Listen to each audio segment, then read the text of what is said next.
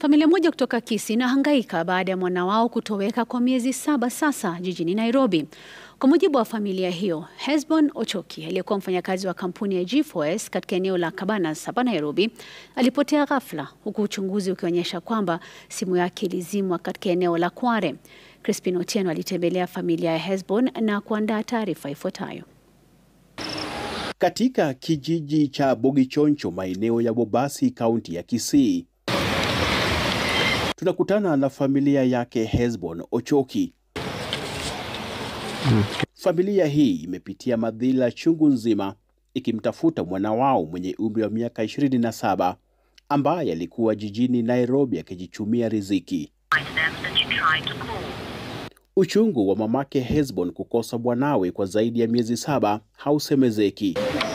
Nguo hizi za mwanawe ambaye ni kitinda mimba katika familia ya watoto 4 ndizo pekee zimesalia kama kumbukumbu. Familia hii ilianza kupata kiwewe tarehe 7 mwezi Oktoba mwaka 2024 pale Hesbon alipokosa kufika kazini kama ilivyokuwa kawaida yake.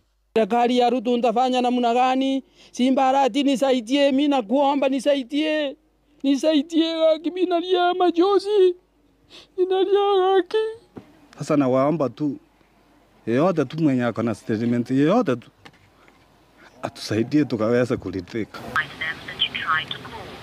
Cha kutia wasiwasi zaidi ni kuwa simu yake ilikuwa imezimwa. Uchunguzi ukionyesha kuwa simu hiyo ilitumika mara ya mwisho katika eneo la Kware, mtaani Mkuru kwa Njenga.